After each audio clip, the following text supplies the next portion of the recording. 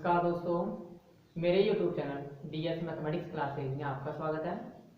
आज का जो लेक्चर है वो BSc पार्ट थर्ड मैथमेटिक्स के स्टूडेंट्स के लिए है, जिसमें हम पेपर सेकंड कॉम्प्लेक्स एनालिसिस की बात करेंगे। ठीक भाई, और ये जो लेक्चर है ये कॉम्प्लेक्स एनालिसिस के चैप्टर नंबर फर्स्ट का 6th लेक्चर है। इस लेक्चर के अंदर हम कॉम्प्लेक्स नंबर्स की एक और प्रॉपर्टीज का अध्ययन करेंगे, जिसका नाम है सम्मिश्र संख्याओं का ध्रुवीय रूप या फिर polar form of a complex number. ठीक है भाई, साथ ही साथ जो लेक्चर नंबर 5 में जो आपको आर्गुमेंट का टॉपिक कराया था उसमें जो प्रॉपर्टीज दिखाई थी उन प्रॉपर्टीज का कुछ एक प्रॉपर्टीज है जो कि इंपॉर्टेंट है, उनका भी इसमें वेरिफिकेशन है कि उनको वो किस प्रकार से सत्य है या फिर उनको सिद्ध किस प्रकार से किया जा सकता है। ठीक भाई, और एक इंपॉर्टेंट टॉपिक और आने वाला है आगे से यहाँ पे कि अभी तक तो आपने आर्गुमेंट पढ़ा था सम्मिश्र संख्या का। ठीक भाई, कॉम्प्लेक्स नंबर्स का आर्गुमेंट पढ़ा था, लेकिन अब की बार आप एक और टॉपिक पढ़ेंगे आज के लेक्चर के अंदर, वो है कि सम्मिश्र संख्याओं का प्रिंसिपल आर्गुमेंट क्या होता है, मतलब सम्मिश्र संख्याओं का मुख्य पूर्णांक क्या होता है। ठीक है, तो आज के लेक्चर की शुरुआत हम करते हैं सम्मिश्र संख्याओं को ध्रुवीय रूप से। तो देखिए सम्मिश्र संख्याओं का ध्रुवीय रूप क्या होता है। मैंने आपको आर्गुमेंट का जो टॉपिक था उसमें लिखाया था कि आपके पास कोई भी सम्मिश्र संख्या दी गई z बराबर x प्लस आयोटा y। ठीक भाई, कोई भी सम्मिश्र संख्या दी गई z बराबर x प्लस आयोटा y, जहाँ पे x और y क्या है, रियल नंबर्स हैं, और आयोटा बराबर क्या है, अंडर रूट माइनस 1। ठीक भाई, आयोटा बराबर क्या है, अंडर रूट माइनस 1। ठीक है, अब आपको पता है प्रत्येक सम्मिश्र संख्या के सापेक्ष दी गई तल में कोई ना कोई बिंदु होता है, तो आपने वो बिंदु कौन सा मान लिया, वो बिंदु है P। ठीक भाई, वो बिंदु कौन सा है, P। ठीक है, जिसका x कोऑर्डिनेट स्मॉल x और y कोऑर्डिनेट क्या स्मॉल y। ठीक है, इस बिंदु P से आपने x एक्सिस पर लंब डाला, तो उस लंब की लंबाई कितनी है, उस लंब की लंबाई है y, और यहाँ से इस लंब की दूरी क्या है, यहाँ से इस लंब की दूरी स्मॉल x। ठीक है भाई, इसकी दूरी कितनी है, टोटल स्मॉल x है।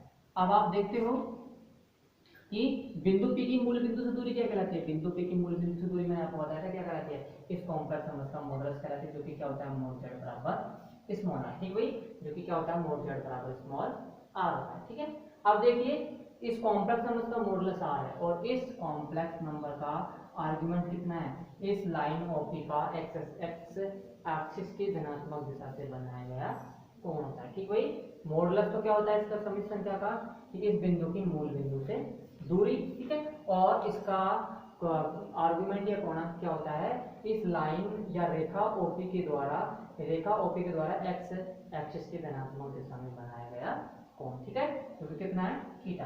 अब आपको पता है ये तो डिस्टेंस हो गई r, ये होगी y और ये होगी x।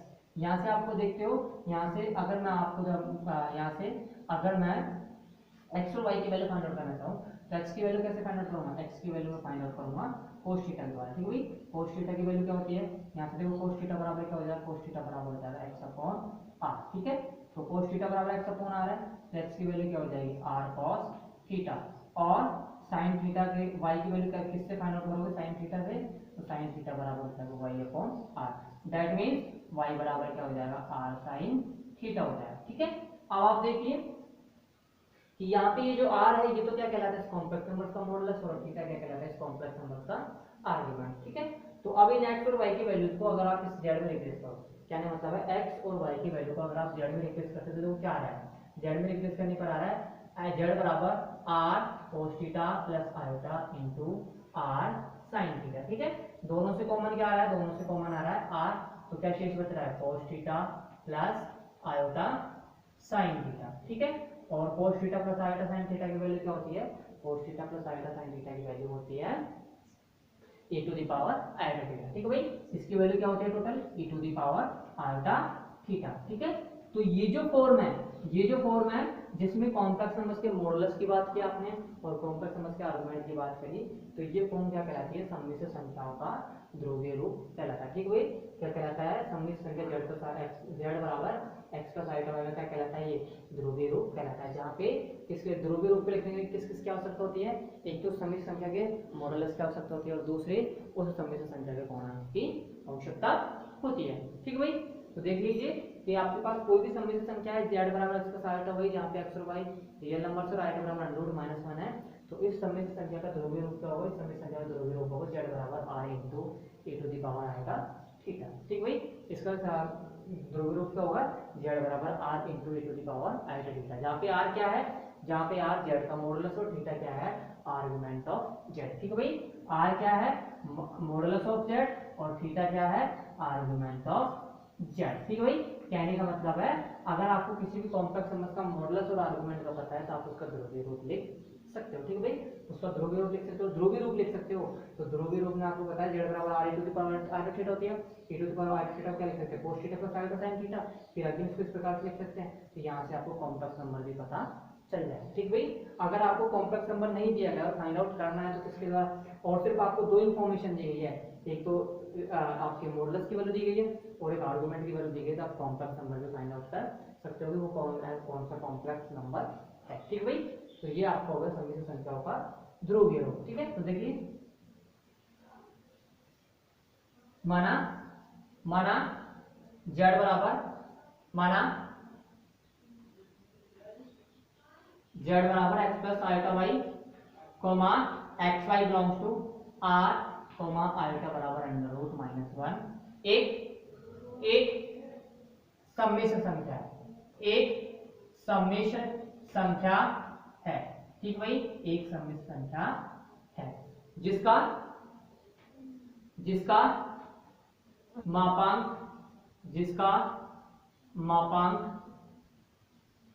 आर है। ठीक भाई, जिसका मापांक मोड जेड बराबर आर है, तथा तथा कोणांक तथा कोणांक तथा कोणांक थीटा बराबर आर, तथा कोणांक आर्गुमेंट ऑफ जेड बराबर थीटा है। ठीक भाई, तथा कोणांक आर्गुमेंट ऑफ जेड बराबर थीटा है। तब तब सम्मिश्र संख्या के तब सम्मिश्र संख्या के तब सम्मिश्र संख्या के ध्रुवीय रूप को तब सम्मिश्र संख्या के ध्रुवीय रूप को तब सम्मिश्र संख्या के या सम्मिश्र संख्या का ध्रुवीय रूप तब सम्मिश्र संख्या z बराबर x प्लस आयोटा y का x प्लस आयोटा y का ध्रुवीय रूप निम्न होगा। ठीक भाई, ध्रुवीय रूप निम्न होगा। ठीक भाई, ध्रुवीय रूप निम्न होगा, दैट इज z बराबर x प्लस आयोटा y बराबर r cos theta plus iota r sin theta. ठीक है, यहां से आप क्या कॉमन ले सकते हो, r कॉमन ले सकते हो, क्या आ जाएगा r into cos theta plus iota sine theta, तो z बराबर हो जाएगा r e to the power iota theta. ठीक है भाई, cos theta plus iota sine theta को आप क्या लिख सकते हो, r e to the power e to the power iota theta. ठीक है, उसका ध्रुवीय रूप क्या होगा, z बराबर r e to the power iota theta. ठीक है, ये आपको कॉम्प्लेक्स नंबर्स का पोलर फॉर्म हो गया या फिर सम्मिश्र संख्याओं का ध्रुवीय रूप होगा। नेक्स्ट आपके पास कुछ फॉर्मूलाज है, इन फॉर्मूलाज के कुछ इंपॉर्टेंट फॉर्मूले हैं जिनकी सहायता से हम आर्गुमेंट की कुछ प्रॉपर्टीज का सिद्ध करेंगे। ठीक है भाई, आर्गुमेंट की जो मैंने प्रॉपर्टीज लिखाई थी 10 से समथिंग जो प्रॉपर्टीज लिखाई थी उन सबका हम वेरिफिकेशन करेंगे कि वो सत्य है या नहीं है, और है तो किस प्रकार से है। ठीक भाई, मतलब उनको सिद्ध करने में, उन प्रॉपर्टी को सिद्ध करने में इन 5-6 फॉर्मूले हैं जिनकी आपको बहुत ज्यादा आवश्यकता पड़ने वाली है। ठीक है, तो उसको कुछ इंपॉर्टेंट फॉर्मूले भी लिख लीजिए, कुछ महत्वपूर्ण सूत्र। ठीक भाई, कुछ महत्वपूर्ण सूत्र, तो देखिए कौन कौन से हैं, सम इंपॉर्टेंट फॉर्मूले। ठीक है, सम इंपॉर्टेंट फॉर्मूलाज, देखिए कौन कौन से इंपॉर्टेंट फॉर्मूला है। फर्स्ट है आपका कोस alpha plus iota sine alpha into cos beta plus iota sign beta की वैल्यू क्या होती है, इसकी वैल्यू होती है cos alpha plus beta plus iota sine alpha plus beta. ठीक है भाई, इसकी वैल्यू क्या होगी, cos alpha plus iota sine alpha into cos beta plus iota sign beta की वैल्यू क्या होती है, cos alpha plus beta plus sign iota sine alpha plus beta. ठीक है, सेकंड देखो cos alpha plus iota sine alpha cos alpha plus iota sine alpha into cos beta plus iota sign beta into cos gamma plus iota sign gamma into cos delta plus iota sine delta. इसकी वैल्यू क्या होगी? इसकी value होगी आप cos alpha plus beta plus gamma plus delta, ठीक है। और क्या होगी? Plus iota sine alpha plus beta plus gamma plus delta, ठीक है। तो ये इसकी वैल्यू होगी, ठीक। अब देखो उसके पश्चात नेक्स्ट फॉर्मूला, नेक्स्ट है 1 upon cos alpha minus iota sine alpha. इसकी वैल्यू क्या होगी? इसकी वैल्यू होगी cos alpha plus iota sine alpha, ठीक भाई। इसकी वैल्यू क्या होगी? Cos alpha plus iota sine alpha, ठीक है। जो कैसे होगी? आप क्या करो, cos alpha plus iota sine alpha से इसको आंसर को मल्टीप्लाई करो। जब हर को मल्टीप्लाई करते हो तो cos alpha minus iota sine alpha into cos alpha plus iota sine alpha, कहने का मतलब है a minus B into a plus B हो जाएगा। तो इसका माइनस बी इसका हो जाएगा, ठीक है। इसका माइनस बी का वैल्यू कितनी आएगी? ये आएगी आपकी cos square alpha plus iota cos square alpha plus sine square alpha. इसकी वैल्यू कितनी होती है? 1। तो इसकी वैल्यू जाएगी cos alpha plus iota sine alpha, ठीक है। अब नेक्स्ट देखो, नेक्स्ट फॉर्मूला 3 हो गए। चौथा फॉर्मूला देखो,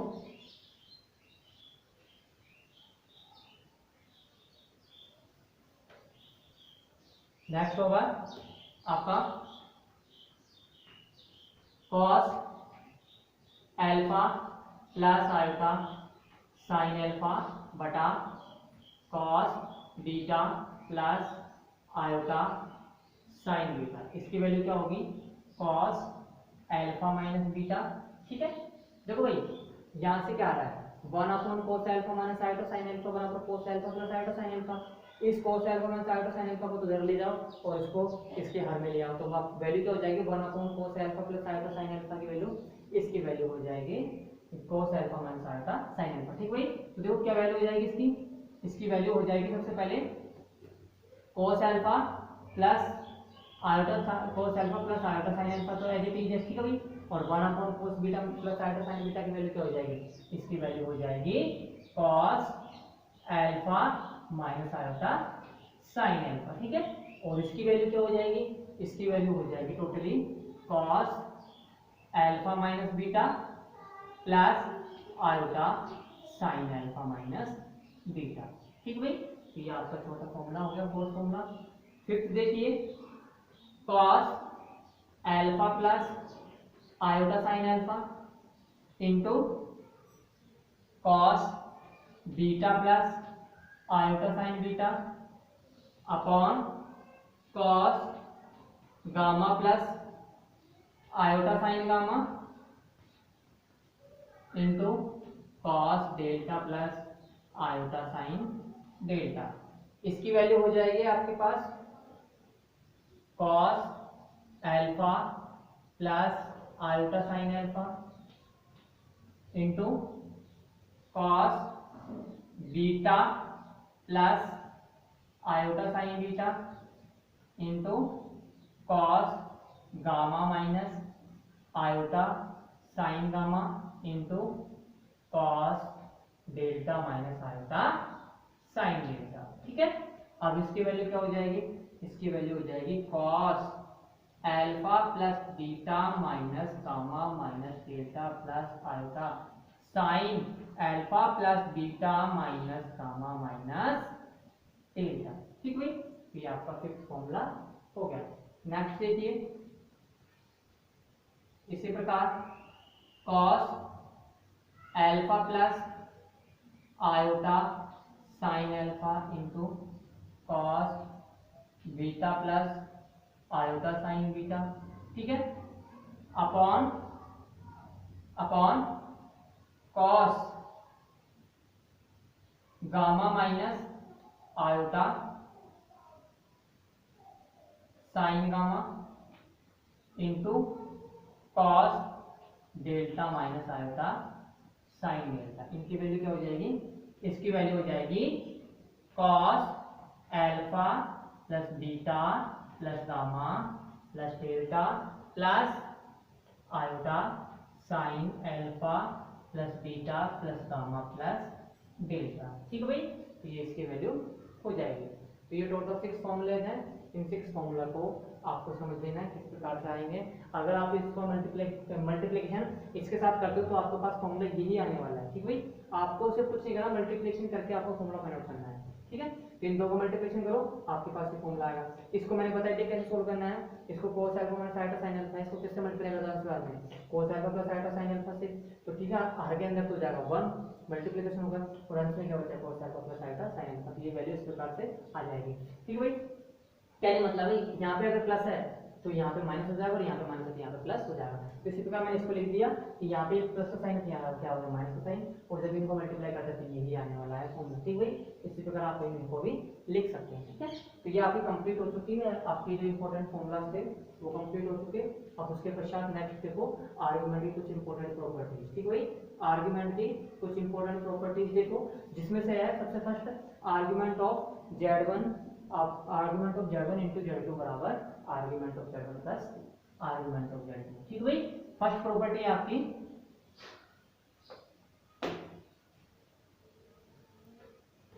फर्स्ट देखो,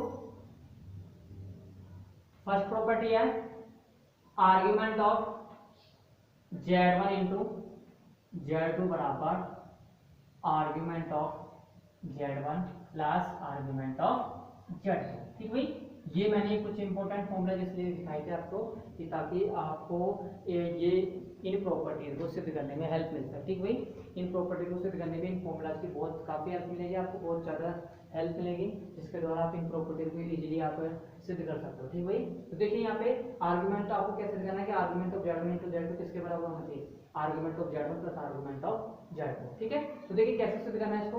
सबसे पहले आपको क्या मानना है, दो कॉम्प्लेक्स नंबर मानना है, और उन दो कॉम्प्लेक्स नंबर का भी आपको क्या मानना है, पोलर फॉर्म लेना है। ठीक भाई, दो कॉम्प्लेक्स नंबर लेने, लेकिन किस फॉर्म में लेने हैं, आपको पोलर फॉर्म में लेने हैं। पोलर फॉर्म में लेने तो जब कॉम्प्लेक्स नंबर डिफरेंट है तो उनके मॉडल्स भी डिफरेंट होंगे, साथ साथ उनके आर्गुमेंट भी डिफरेंट होंगे। ठीक है भाई, तो देखिए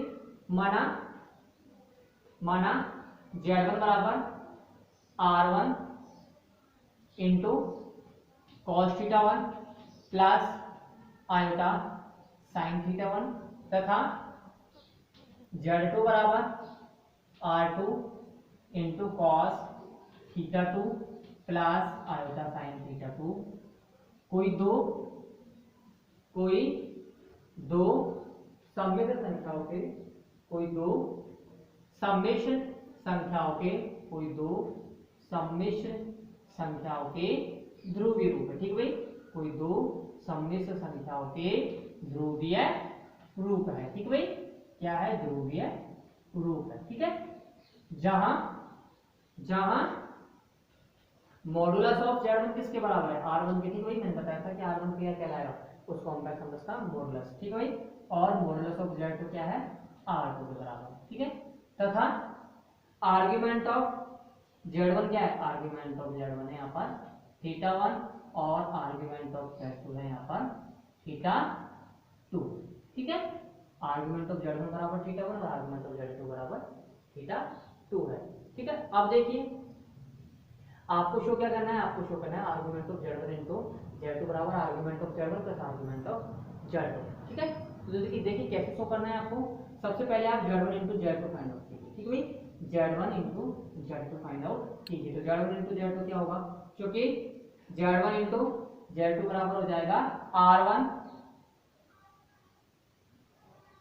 into R2। ठीक है, दोनों को मल्टीप्लाई करते हैं तो देखते हैं R1 into R2 तो मल्टीप्लाई हो जाएंगे। कैसे इसको बचेगा, into cos theta 1 plus iota sine theta 1 into cos theta 2 plus iota sine theta 2। ठीक है, अब आपको मैंने अभी फॉर्मूला लिखाया था कि cos alpha plus iota sine alpha into cos beta plus iota sign beta की वैल्यू कितनी हो जाएगी, cos alpha plus beta plus iota sine alpha plus beta. ठीक है भाई, तो इसकी वैल्यू आ जाएगी R1 into R2 into cos theta 1 plus theta 2।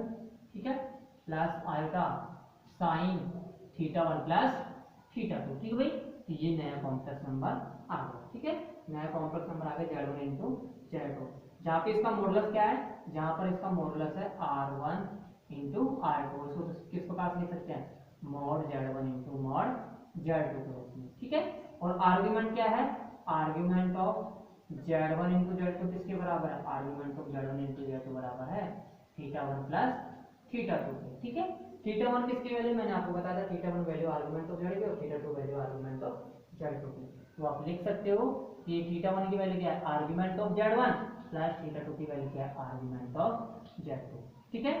तो आप यहाँ से क्या लिख सकते हैं कि argument of Z1 into Z2 बराबर argument of Z1 plus argument of Z2, ठीक है। अर्थात argument of Z1 into Z2 बराबर argument of Z1 plus argument of Z2, ठीक है। तो ये आपके कंप्लीट हो गए फर्स्ट प्रॉपर्टी, ठीक है। उसके पश्चात सेकंड देखिए, सेकंड प्रॉपर्टी क्या है आपकी, सेकंड प्रॉपर्टी है argument of Z1 upon Z2 बराबर argument of Z1 minus argument of Z2, ठीक है भाई। सेकंड आपको क्या शो करना है, argument of Z1 upon Z2 बराबर argument of Z1 into argument of Z1 minus argument of Z2, ठीक है। तो कैसे सोल्व करना है आपको अगेन क्या मानने पड़ेंगे, दो कॉम्प्लेक्स नंबर मानने पड़ेंगे, और किस फॉर्म में लेने पड़ेंगे, आपको पोलर फॉर्म में दो कॉम्प्लेक्स नंबर लेने पड़ेंगे, इनके कुछ ना कुछ मॉडुलस होंगे, कुछ ना कुछ आर्गुमेंट होंगे, ठीक है भाई। उसके हेल्प से आपको करना क्या है, फिर आपको फाइंड आउट करना है Z1 अपॉन Z2 का आर्गुमेंट, जो कि किसके बराबर आना चाहिए, जो कि बराबर आना चाहिए argument of Z1 minus argument of Z2, ठीक है। देखिए सबसे पहले दो कॉम्प्लेक्स नंबर माना Z1 बराबर R1 into cos θ1 plus iota sine θ1 तथा Z2 बराबर R2 into cos θ2 plus iota sine θ2। कोई दो सम्मिश्र संख्याएं ध्रुवीय रूप में हैं, कोई दो सम्मिश्र संख्याएं किस रूप में हैं, ध्रुवीय रूप में हैं, ठीक भाई, किस रूप में है, ध्रुवीय रूप में है, ठीक है। अब देखिए ध्रुवीय रूप में है, तो देखो यहाँ से ध्रुवीय रूप में तो आप इनके मॉडुलस भी फाइंड आउट कर सकते हो, साथ के साथ इनके आर्गुमेंट भी फाइंड आउट कर सकते हो, ठीक है। तो देखिए तथा मॉडुलस क्या है, मॉडुलस है तथा मोड Z1 की वैल्यू क्या है R1 और मोड Z2 की वैल्यू क्या है R2, ठीक है। और इसी प्रकार आर्गुमेंट ऑफ Z1 की वैल्यू क्या है, आर्गुमेंट ऑफ Z1 की वैल्यू है θ1 और आर्गुमेंट ऑफ Z2 की वैल्यू है θ2, ठीक है। अब देखिए आर्गुमेंट ऑफ Z1 की वैल्यू आ गई, आर्गुमेंट ऑफ Z2 की वैल्यू आ गई, मोड Z1 की वैल्यू आ गई, मोड Z2 की वैल्यू, ठीक है। अब आपको किसका आर्गुमेंट फाइंड आउट करना है, Z1 अपॉन Z2 का, Z1 upon Z2 find out कीजिए, ठीक है। तो देखिए Z1 अपॉन Z2, ठीक है, चूंकि Z1 अपॉन Z2 क्या हो जाएगा, ये हो जाएगा R1 into cos θ1 plus iota sine θ1 बटा R2 into cos θ2 plus iota sine θ2, ठीक है। अब आप देखते हो यहाँ पे R1 अपॉन R2 तो एज इट इज रहेगा, ठीक है भाई, लेकिन आप 1 upon cos θ2 plus iota sin θ2 को क्या लिख सकते हैं, आप इसको लिख सकते हैं क्या, 1 upon cos θ2 plus iota sin θ2 की वैल्यू क्या लिख सकते हैं, cos θ2 माइनस आयटा sin θ2, ठीक है भाई। देखो इसकी वैल्यू क्या हो जाएगी, इसकी वैल्यू हो जाएगी Z1 अपॉन Z2 की वैल्यू, Z1 अपॉन Z2 की वैल्यू हो जाएगी Z1 अपॉन Z2 बराबर R1 upon R2 into cos θ1 plus iota sine θ1 into cos θ2 minus iota sine θ2, और इसकी वैल्यू क्या हो जाएगी, इसकी वैल्यू हो जाएगी कॉस Z1 अपॉन Z2 बराबर R1 upon R2 into cos θ1 minus θ2 plus iota sine θ1 minus θ2, ठीक है। तो ये इसकी वैल्यू जाएगी। अब आप देखिए यहाँ पे नया कॉम्प्लेक्स नंबर आ गया Z1 अपॉन Z2 जिसका मॉडुलस तो R1 अपॉन R2 है और आर्गुमेंट क्या θ1 माइनस θ2, ठीक है। तो देखिए जहां modulus of z1 upon z2 की वैल्यू क्या है r1 अपॉन r2 के बराबर, जहाँ पे r1 क्या है r1 मोड z1 के बराबर और r2 क्या है मोड z2 के बराबर, ठीक है। तथा आर्गुमेंट क्या है, तथा argument of z1 upon z2 की वैल्यू क्या है, argument of z1 upon z2 की वैल्यू है θ1 माइनस θ2, ठीक है भाई। इसकी वैल्यू क्या है θ1 माइनस θ2। तो θ1 की वैल्यू क्या है, θ1 की वैल्यू है आर्गुमेंट ऑफ z1 के बराबर, θ2 की वैल्यू क्या है आर्गुमेंट ऑफ z2 के बराबर, ठीक है। तो इसकी वैल्यू आ जाएगी argument of z1 upon z2 बराबर argument of z1 minus argument of z2, ठीक है। तो ये आपकी सेकंड प्रॉपर्टी सिद्ध होती है, ठीक है। ये आपकी सेकंड प्रॉपर्टी सिद्ध होती है। अब इसके पश्चात आप नेक्स्ट देखिए प्रॉपर्टी नंबर थर्ड, उसको किस प्रकार से सिद्ध करना है वो भी देखिए। थर्ड है आपकी कि modulus of z1 plus z2 बराबर modulus of z1 plus modulus of z2 है। तो argument of z1 minus argument of z1 minus argument of z2 या तो बराबर होगा 0 के या किसके बराबर होगा, इन दोनों का डिफरेंस 2 एंड पाई के बराबर, जहाँ पे ईच एन किसको बिलोंग करेगा, ईच एन बिलोंग करेगा सेट ऑफ इंटीजर्स, ठीक है। तो देखिए थर्ड प्रॉपर्टी देखिए आपकी थर्ड है, यदि मॉड z1 प्लस z2 बराबर, यदि modulus of z1 plus z2 बराबर, यदि मॉड z1 प्लस z2 बराबर modulus of z1 plus modulus of z2 हो तो argument of z1 minus argument of z2 या तो होगा 0 या किसके बराबर होगा 2n पाई के, या argument of z1 minus argument of z2 बराबर 2n पाई, ठीक है। जहाँ पे ईच एन किसको बिलोंग करेगा, ईच एन बिलोंग करेगा z2, ठीक है। ईच एन किसको बिलोंग करेगा, ईच एन बिलोंग करेगा z2, ठीक है। तो देखिए ये आपको शो करना है कि अगर किन्हीं भी दो कॉम्प्लेक्स नंबर्स के सम का मॉडुलस उनके मॉडुलस के सम के बराबर है तो उनके आर्गुमेंट में डिफरेंस कितने का होगा, तो 0 का डिफरेंस होगा या फिर 2n पाई का डिफरेंस होगा। तो ये आपको सिद्ध करना है, ठीक है। तो देखिए सबसे पहले कॉम्प्लेक्स नंबर ही मान लीजिए पोलर फॉर्म में, कि माना वही प्रोसीजर है, आपको कुछ चेंज नहीं करना। माना z1 बराबर r1 into cos theta 1 plus iota sine theta 1 तथा z2 बराबर r2 into cos theta 2 plus iota sine theta 2, कोई दो सम्मिश्र संख्याएं, ठीक है भाई, कोई दो सम्मिश्र संख्याएं हैं, ठीक है भाई, कोई दो सम्मिश्र संख्याएं हैं, ठीक है भाई, जिनका मापांक क्या है, जिनका मापांक मॉड z1 बराबर r1 तथा मॉड z2 बराबर r2, ठीक है भाई। तथा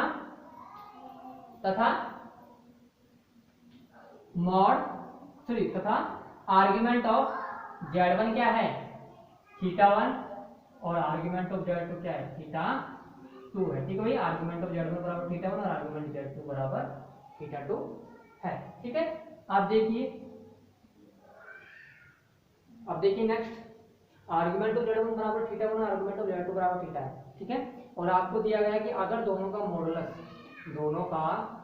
सम का मॉडुलस उनके मॉडुलस के सम के बराबर, तो आपको क्या शो करना है, आपको शो करना है कि उनके आर्गुमेंट में डिफरेंस कितने हो गया, तो 0 का होगा या फिर कितने का होगा, 2n पाई का होगा, ठीक है। तो आप देखिए सबसे पहले इससे आपको कैसे फाइंड आउट करना है ये वाला रिजल्ट। तो देखिए दोनों इस रिजल्ट के द्वारा आपको इन दोनों रिजल्ट को कैसे सेटिस्फाई करना है या कैसे शो करना है। देखिए सबसे पहले आपको क्या दिया गया है क्योंकि मॉड z1 प्लस z2 किसके बराबर है, मॉड z1 प्लस z2 बराबर है mod z1 plus mod z2, ठीक है। आपको क्या करना है, दोनों पक्षों का वर्ग करने पर, दोनों पक्षों का वर्ग कर दीजिए, दोनों पक्षों का वर्ग करने पर, ठीक है भाई।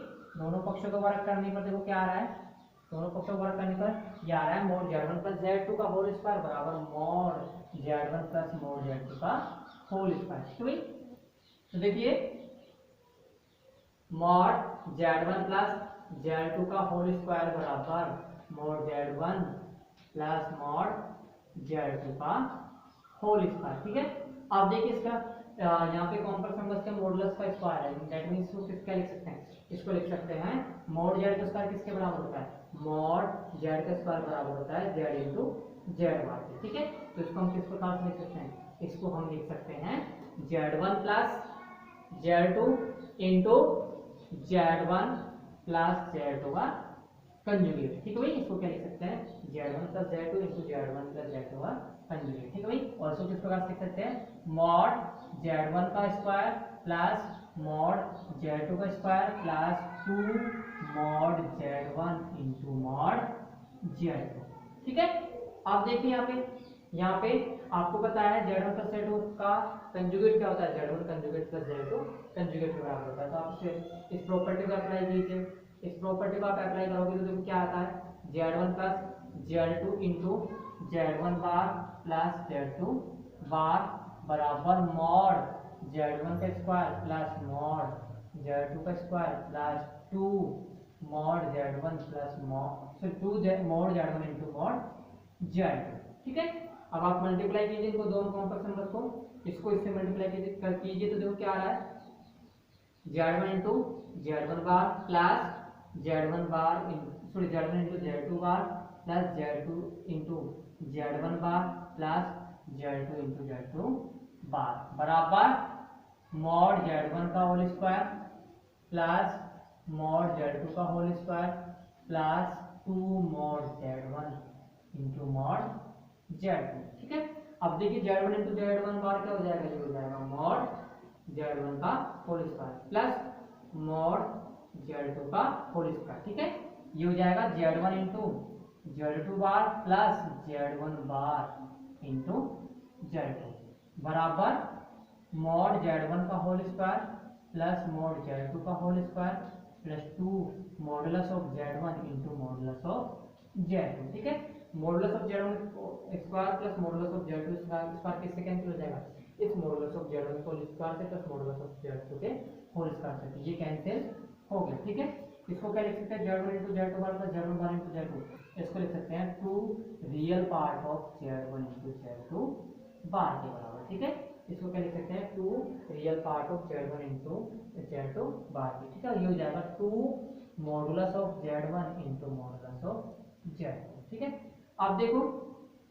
Z1 इंटू Z2 बार फाइंड आउट करो, क्या आ रहा है Z1 इंटू Z2 बार, फिर उसका क्या लेना आपको real part, Z1 into Z2 bar आ रहा है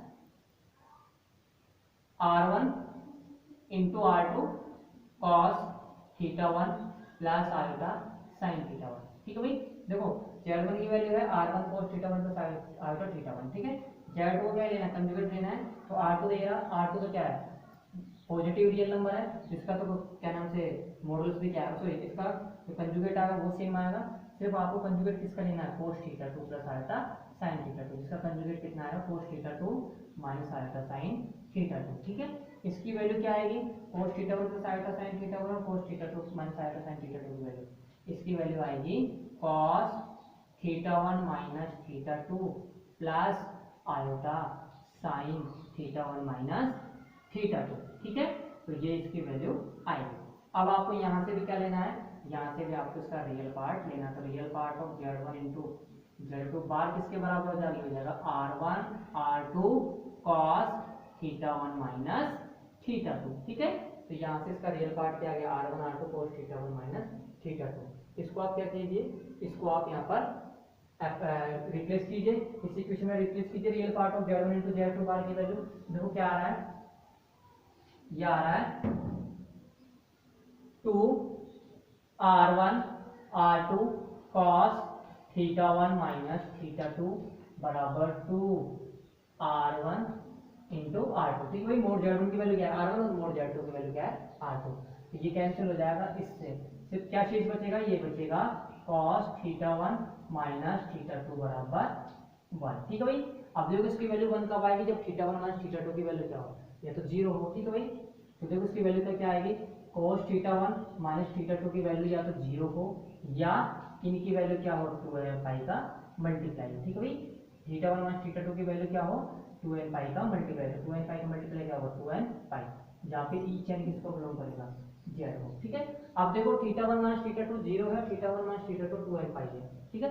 थीटा 1 क्या है यहाँ पे थीटा 1 है आर्गुमेंट ऑफ z1 और थीटा 2 क्या है आर्गुमेंट ऑफ z2, ठीक है। तो ये हो जाएगा argument of z1 minus argument of z2 बराबर होना चाहिए जीरो, ये तो ये सिद्ध करना था आपको, या ये आना चाहिए argument of z1 minus argument of z2 बराबर क्या होना चाहिए 2n पाई होना चाहिए, जहाँ पे ईच एन किसको बिलोंग करे z, ठीक भाई। तो यही सिद्ध करना था कि अगर किन्हीं भी दो कॉम्प्लेक्स नंबर्स के सम का मॉडुलस उनके मॉडुलस के सम के बराबर है तो उनके आर्गुमेंट में डिफरेंस है तो जीरो का होगा या कितने का होगा 2n पाई का होगा, जहाँ पे ईच एन किसको बिलोंग करेगा जेड को बिलोंग करेगा। तो आज का जो लेक्चर है लेक्चर नंबर 6 कंप्लीट होता हुआ, नेक्स्ट लेक्चर के अंदर हम बात करेंगे प्रिंसिपल आर्गुमेंट की। आज का लेक्चर ये कंप्लीट होता हुआ, धन्यवाद।